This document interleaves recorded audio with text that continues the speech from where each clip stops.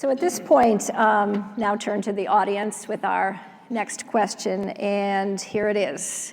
The question is, should recreational marijuana be legalized in Rhode Island within the next 2 years? So we're putting a 2-year time frame on that.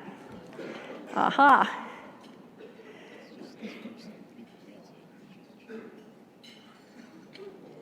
Ooh.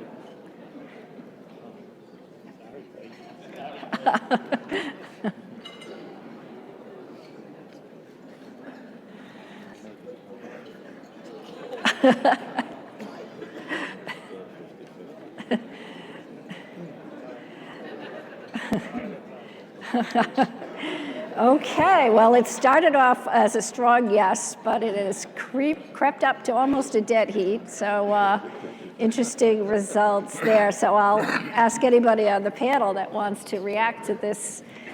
What do you think? It's split. Split? It's split. No surprise, you have 2 years in there.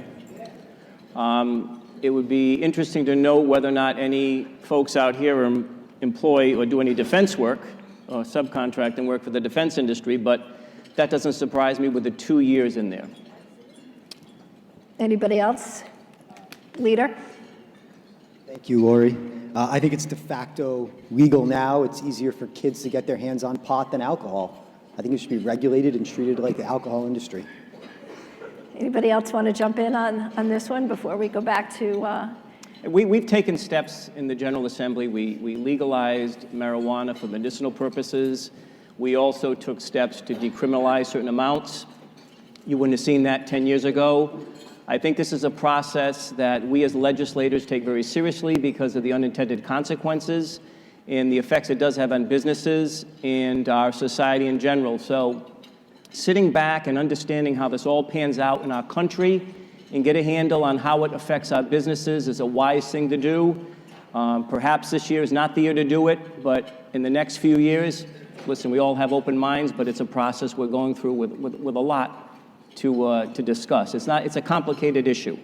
It seems as though we're split 50-50, which probably reflects what's going on in society. There's not a clear mandate. A lot of folks think there's some benefit. Some people think there's some cost, workforce, law enforcement. So that's and then it's the delivery system, how you retail it. I'm always concerned with government regulation and government control. So if you ever did it and legalized it, I think maybe you defer back to the cities and towns and have an open system where they zone for it, they regulate it, and if a person qualifies under Department of Health regulations, it opens up. The government controlling everything and the proposal in the budget where it's government controlled, one vendor controls all the marijuana across the state. The state is creating millionaires, and ultimately we're going to create billionaires unnecessarily. Let the marketplace do its job if we ever legalize marijuana, and leave it up to the cities and towns. The state does not do a great job regulating. Let the cities and towns deal with it under the auspices of the Department of Health. But, I think a lot of us see the positive and the negative, and that's reflected in this room. Mm-hmm. Well, let me just throw out the Chamber's view on the issue, and that is the right of employers to be able to have the type of workplace that they want and to preserve the right of employers to have, in fact, a drug-free workplace if that's what they desire.